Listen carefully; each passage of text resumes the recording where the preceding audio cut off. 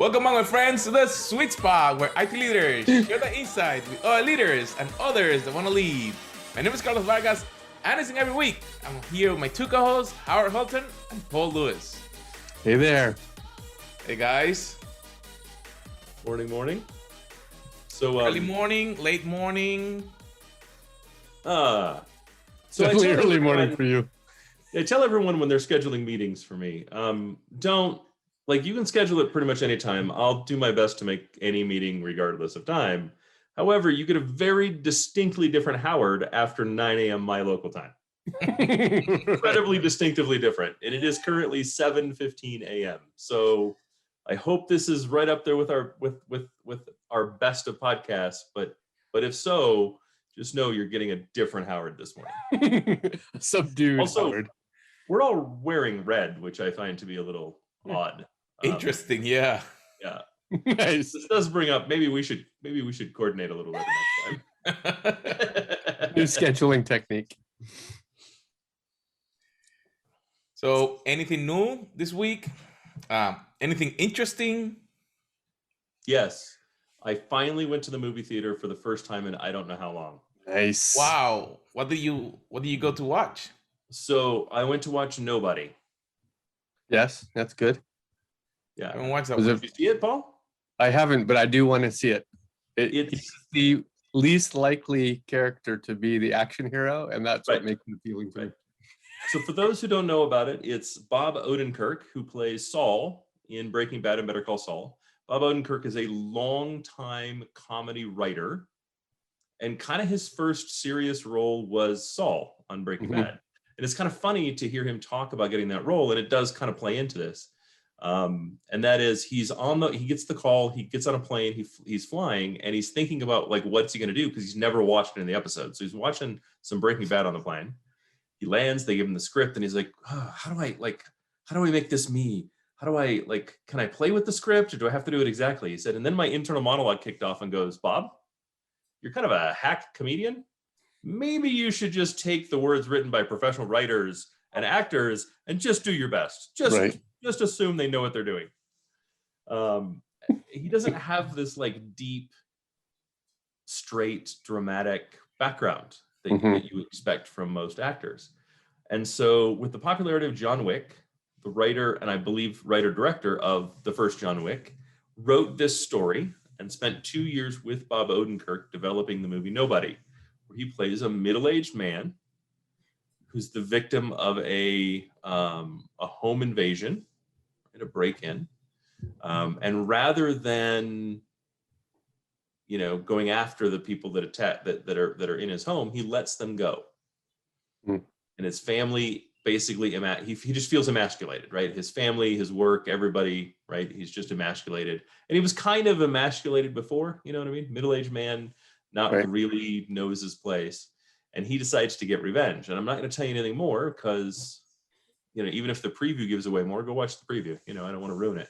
But I will say, not only was it great to get back to the theater, and I really enjoyed that, that movie was the most fun I've had watching a movie, and I can't tell you how long. And it was the movie itself. Wow. Okay. It's great to be in the theater, but ultimately the movie was just it was 30 minutes of slow and kind of funny, because it is designed to be kind of funny, right? It's designed to be a little bit satirical. Sure. And then it was an hour and a half of one action scene. So a real John Wick. It's just back to back. Yeah. So it sets you up, and then it for one story, and then changes the story completely in the remainder of the movie. And it's designed to be a little satirical. John Wick was not, right? So it's designed to have these little funny moments in it that are flat out hilarious if you catch them. And it's because they're subtle, right? It's really good. It's really fun. And it's set up for sequels. So, and I really hope they make them. The characters. Now, did you watch the original release or the 6-hour Snyder cut of that movie? Yeah, I do have to say, I think it's a shame that they didn't do the Snyder cut release in the theater. Right. I don't really want to watch a 4-hour movie at home that's designed to it's letterboxed, designed to be watched on the big screen. I didn't feel Put a nice intermission in there so you can go get some more Yeah. popcorn in the washroom. Yeah, it'd be nice. Yeah. So did you actually watch the Snyder? I know. I Or- didn't. Okay. Oh, the other Then- thing I did was we're house shopping. Oh, congratulations. So, I have a fine house that I don't like. I'm sure it'd be great for a different family. I don't like it. I don't like how the flow is set up. I don't like the things that I do in a house. This house isn't set up to do well. I like to do dinner parties, right? I'm a chef. I like to do dinner parties. I work from home. I want a little bit more space, between me and the neighbors. I don't know anybody in my neighborhood. We Right. haven't clicked. Also, they vote different than I do and make it apparent, so that's problematic. So we're shopping for A lot of red lawn signs. yeah, their party colors match our shirt colors. There's a lot more saluting in their party though. So we started shopping for a house, and we went and looked at this house this weekend. And the bummer about where I live is if you want land, you end up buying a house far larger than I want, or you basically get a tear down. And I don't have the patience for a tear down. Right. So there's two of us and a half, right? There's my wife and I. My And a daughter, part-time child.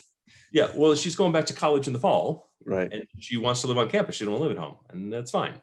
So it's my wife and I. All of the houses we're looking at are 6,000 square feet. Wow. I wouldn't want that just because I didn't want to clean it on it. Well, that's what she said. She says, I don't want to clean it, but there's a story coming. So we go to look at this house, and from the outside, it looks like a damn castle. Nice. Right? Like it's shades of gray. There's even a big like tower. It's kind of got some sprawl to it, right? Big 4-car garage with 4 garage doors. Right. And there's like a building over to the side, and it's built into a hill, right? So this facade maintains on the hill. And we're like, oh, that's cool. Like we're castle people. We play Dungeons and Dragons. This is great. And then you open the door and go in, and it's a Mexican hacienda. Really? I'm not kidding at all. That's Dramatically changed the inside. The owner is Mexican, and that's what she's going for. She's going for a traditional Mexican hacienda on the inside. And we opened the door and walked in and went, what the hell is this?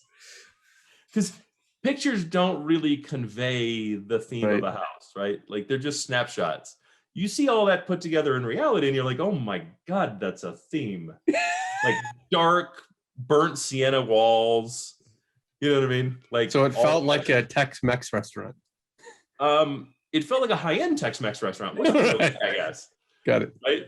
And then, and we're walking and we're like, okay, cool. So this is neat. No, we're not done. You're not done with the tour. Keep coming. Okay, this is neat. No, you're not done with the tour. Keep coming. Right. They just like kept finding more rooms, kept finding more space. There was a whole nother floor that we didn't see on the plans at all. Nice. It was ridiculous. Yeah. So you made an offer? No,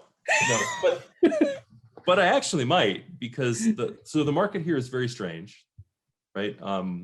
In your standard like healthy market, you're supposed to have 8 to 9 months of properties, right? If nothing new gets added to the market, every property should sell in 8 or 9 months, right?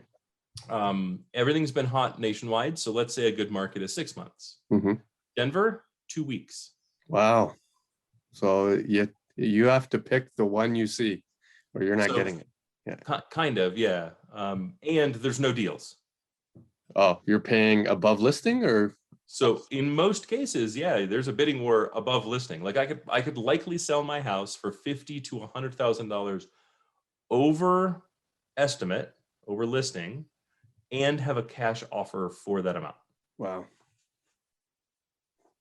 Yeah, it's stupid. So we're looking at this, and because of how odd it is, and it needs some updating, like it needs some work, we could likely get it for 30% less than the listing. Wow. So we're kind of, it's way bigger than what we need, right? But the theory is you put $100,000 into it, you have $500,000 in equity, you sell the place and move to something else, right? Take that equity and swing it into something else. And so we're discussing whether that's going to work for us or not. As long as you're okay living in like a Disney restaurant for free or so. Well, no, because the very first thing, so there is a 1,500 square foot apartment above the garage.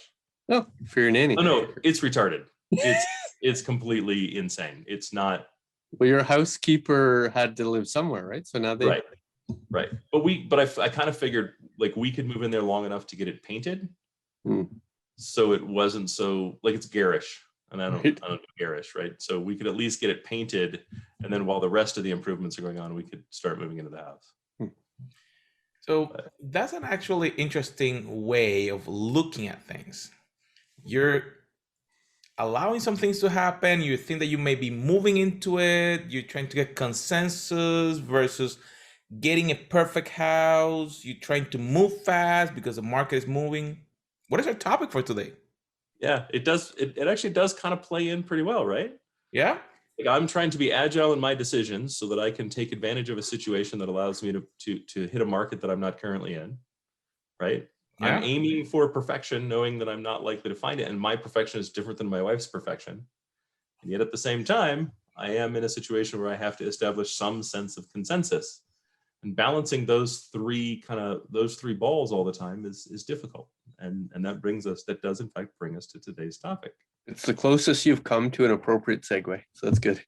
I didn't tell that story because I thought it would segue, but it was really nice that you kind of pointed it out. And because I did go through all three stages, right? So today's topic is agility, the conflict between agility, perfection, and consensus.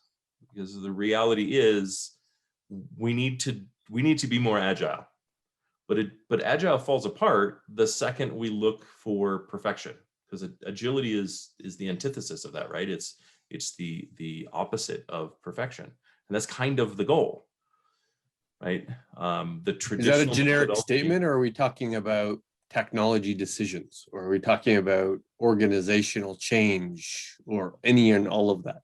I think it's any and all of that, right? I mean, the problem with perfection is aiming for perfection is kind of where we were at with waterfall, right? I have the perfect destination in mind based on everything I know today. And so we're going to set up a series of events where the end result is that perfection that I started with, right? The rub is it never was, right? And agile is the opposite of that. I'm not going to aim for perfection. I'm going to have an idea. I'm going to aim for that idea.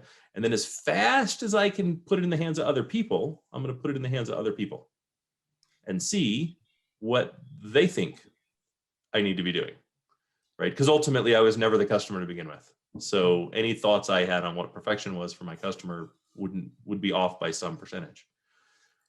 Yeah, because the negative consequence of a waterfall is that there's no returning, right? Once you're in the barrel and you're going down, you're not starting back up again, right? You better ensure that barrel is perfectly built, because there's no redo.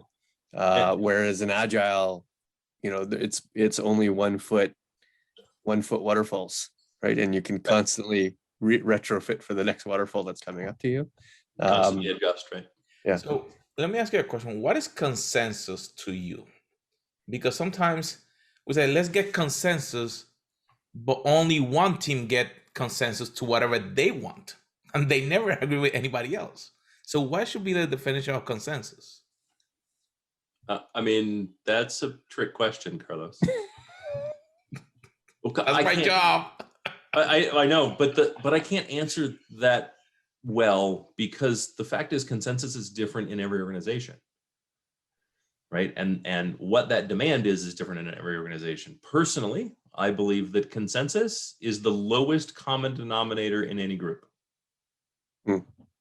Right. Consensus is actually awful, because if we all have to agree, the more people you have, the lower the common denominator is going to be. And regardless, all we're going to do is settle on the thing that's the least offensive to everyone. That's how you get consensus. Right. It's the least far away from the thing that I want across the board. We don't actually aim for what the best is we could hope to accomplish. We aim for what's the thing we can all agree on that's common, and that's the lowest common denominator. And I see it as an impact issue, right? So if we're talking about a consensus of what we should have for lunch, that is a very low impact. But if we're talking about what strategic direction we should go with, what company we should buy, who we should marry, right? Those Who we should marry. That is not a consensus-based decision. That's right. Those are relatively large issues. And one shouldn't lowest common denominator of those issues. Well, put 47 people in a room and try to determine what is our go-to-market slogan for the year. You're going to end up with something that doesn't make any sense. Right. And it's going to be one word and everybody will interpret them differently. And that is the actual, that's what I ask you the question, because I've seen that time over and over and over. So if getting consensus is gonna get us to the lowest common denominator, what should be the decision in this conflict? Should we be going then for perfection then and eliminate consensus, or should we be going for agility? See, that's the other kind of problem is ultimately you have to get to a shared mindset, right? Ultimately, whoever has to execute on whatever the vision is you're talking about in this particular case, you have to get everyone to share a destination, or you're going to drift apart regardless of what you choose, right? Consensus isn't evil all the time, right? But it is evil when it's big. I like that you lean for. It's not evil all the time. It's only helpful for the YouTube viewers, but yeah. but the challenge is at some point we have to get enough consensus to be on the same page. We have to get enough consensus to have the same destination, to have the same goal, to have that shared mindset, so that we're all working together once we leave with the same goal in mind. So how do we find a spot where consensus is a positive and not an enormous negative? Well, if we're going to fall to the lowest common denominator, that's where an agile mindset may actually be helpful in consensus, right? Let's not solve the problem of 10 years from now. Let's solve the problem of 10 days from now. Or it's consensus of agreement versus consensus of decision. So Sure. yes, there is a decision that maybe only most of us, not all of us agree with, but or at least decide. But all of us leaving this room will agree to the decision going forward as a unified leadership, as an example. Sure. And it's also okay to say, hey, these are the problems of the organization. Can we agree on those? Yes, we have consensus, right? We're not agile. We're opposed to change. We don't trust our data. We don't, whatever it happens to be, right? We need these things are missing from the organization. Can we agree on that? Yes. Okay, so then what's the next step? The next step is to get 3 to 5 people in a room. 3 to 5 people can actually drive consensus that's relatively good, that's relatively useful, right? Mm-hmm. The difference between them and 27 people is a logarithmic scale, right? Right. And I think if there was a takeaway on consensus, that would be it. Nothing good comes from a meeting of 27 people. You can agree on a problem with 27 people. You can never find a solution with 27 people. You can't even make progress against the solution with 27 people. Right. Right. So or you just break up the problem into 27 different smaller problems and everybody does their own. Well, and each person gets 3 minutes to talk about it. It doesn't actually work that way. Right. So if you're looking for agreement on a problem, that a problem exists, 27 people is fine. You can find consensus in 27 people. Hey guys, are we good at change? No. Hey guys, do we trust our data? No. Hey guys, is IT responsive? No. Right? You can generally find that level of consensus, but it's you're simply just saying, is this a problem, right? We're agreeing, we're not really driving to a solution. Now you go, okay, cool, we're going to find a solution for that. 5 people is your max. Period. And that might mean you need to break the problem down into smaller pieces. Mm-hmm. Right? Breaking down the problem into smaller pieces is the fundamental component of agile.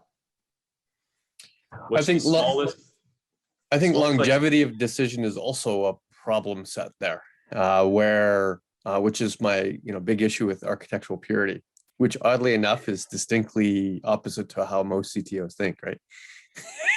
I have a concern that one would build something that exists, that is purposely going to exist for 100 years, versus building something that purposely exists to solve the problem that's at hand.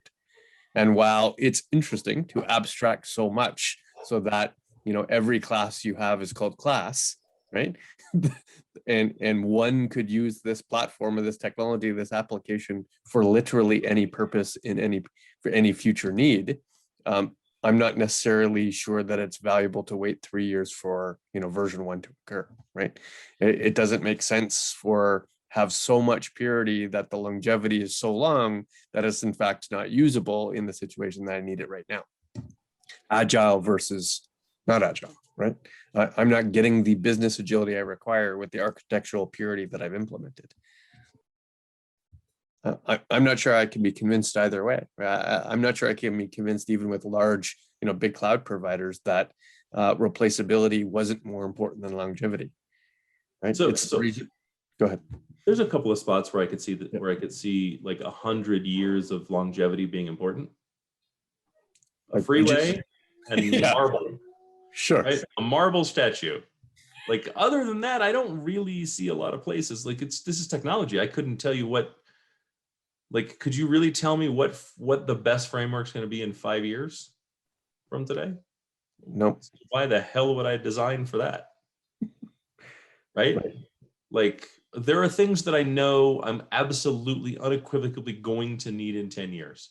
I'm going to need data that answers questions better in 10 years than it does today. Okay, so how do I build for that?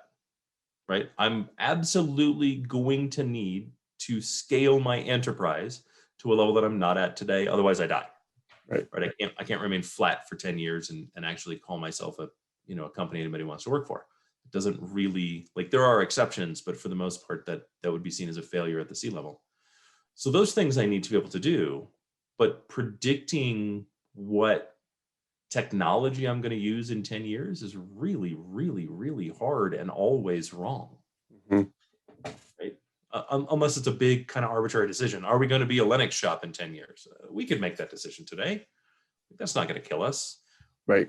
But designing the perfect platform that's going to be released in 10 years to solve the problems that I see today, no, it's not. I'm not going to be able to do right. Especially since I'm going to envision replacing that 3 times in that decade. Because I know markets will collapse, markets will create, markets will consolidate, and therefore new needs will be originated. Sure. You'll have to solve for them. Sure. And there are absolutely things where I think there are exceptions, but they're so edge case, it's ridiculous, right? A well-funded startup designed to solve some of the food shortage problems we see coming in the next decade. Mm-hmm. Okay. Right. I could design for that, but I'm not actually designing the software. The software's not going to be the same in 10 years. I'm actually designing the hardware that's going to be released in 10 years. Right. So it's reasonable to assume the software design I start with today, the prototypes that I build today are going to look wholly unlike the prototypes that I release in a decade. Right. If it even takes me a decade, right? Flying cars is another one. Right. Which I think we've mentioned before. There's an automotive company that has a flying car project. And it makes logical sense to do that. And it's easily a decade away, but everything's going to change to make it within that decade to make those parts fit together to create a flying car. Right. Right? So there isn't really any stasis, even in the case that we're building something that won't be released for 10 years. We're likely to go through multiple iterations of tool sets, multiple iterations of as we learn and as we evolve and as we really accept the complexity of some of these more complex projects. Right? Even that stuff's likely to change over 10 years. So that's where we get into the perfection piece of the conversation. Right? And it's especially difficult because engineers love to aim for perfection. Mm-hmm. Right? We all do. What's the perfect anything? Like the internet is full of forums dedicated to finding the perfect insert object here. Right? Correct. The perfect platform, the perfect programming language, the perfect backpack. Right? It doesn't matter. The perfect car, like everything. Right. We're somehow so enamored by the idea of perfection that we end up putting ourselves in this analysis paralysis state. Is that really perfect? Is that really perfect? Can we be influenced by what leadership may be asking us? What are the best practices so we can implement this? Oh, absolutely. Can you be sure about that? So how should they be looking at it then in a different way? How should leadership then be influencing their people? Because can they be just receiving what they ask for? One of the biggest burdens of business is a ask for and an expectation of repeatability, right? So there's an expectation that if we perform these functions time and time again, one should be able to build software, technology, or implement process to which ensures that I have some consistency and repeatability of this thing over time. That is arguably a reasonable expectation, and translating that into technology or into platform requires some set of architectural purity and abstraction. The problem is repeatability in many ways removes creativity from the process, right? It removes your ability to bend at the will of a customer, to implement your conscious when you need to take external factors and apply them to current day problems, which isn't helpful, right? So the goal of repeatability for cost savings sometimes is a detriment to the organization, especially if implemented in technology. Especially if you don't have the right goal when you start out, right? Right. Like we want a catalog of things that we do, and then all we're going to do is sell to that catalog. Okay, that works fine when it's, office products. Right. A pencil. Right. And I can give you 40 different pencils. So you have the pencil you think is right for you. But when it comes to the intricacies of software, that becomes a lot more complicated. Right. But I think to Carlos's question is a tad different. There's a false dichotomy created when we say best. Right. And I think that's a piece to look at, right? From the C-suite down, right? Are we following best practices for security? Right. Right. That's actually the question, even if the statement is, I want to follow best practices for security. Right. It's up to everyone that receives it. And this is something that I do think is worth a little conversation, and probably not today. And maybe we do a talk on the definition of trusted advisor. But this is where every single person that works for me, I expect to be a trusted advisor to me. Right. I didn't hire you because you could do the job. I hired you because I trusted your opinion on how to do the job. Right. Right. So that means I trust you to tell me whether what I just said even makes sense. And I trust you to tell me what we should be doing about the thing I just asked you about, because I asked you to do it. I didn't do it myself. Right. Right. If I'm going to do it myself, I'm happy to make my own success and make my own failure. But the fact is, if I turn to you and say, hey, I think we need to follow best practices according to NIST for security, I expect you to go, no, that doesn't make sense for us. We're not in that space. We're not in that thing. We don't do that. So no, I'm not. No, I think what's best for us instead is to do these 6 things, right? We don't have we don't have on-prem. We're cloud only. We're whatever. So we'll follow this. Or, hey, the thing you just brought up is in conflict with the GDPR, which we have to follow because of this. So I'd like to do this instead, right? As a CIO, I never actually had some hard rule other than I only have a limited amount of budget, right? And I can't create more hours in the day. Like there were certain things that were fundamentals that I couldn't change. I don't have an infinite budget. I can't hire an infinite number of people. Right? Kind of those things. Otherwise, my expectation is if you work for me, I expect you to come back and tell me where I'm wrong, or tell me what we should be doing, because I hire you because I trust you. Right? Or you work here because I trust you. I may not have trusted you the day I hired you, right? Implicitly, but by now I probably implicitly trust you, and I'm really looking for that advice, right? You're not just an order taker. And that's a behavior that I see frequently. I see it a lot, right? This fear, I can't tell my boss no. No. Part of the reason he hired you was to tell him no. Right. Like, and if your boss can't handle no, if your boss can't handle, I think we should do it a different way, find a different job. Right. And let's be clear. If you're listening to this podcast, you're employable elsewhere.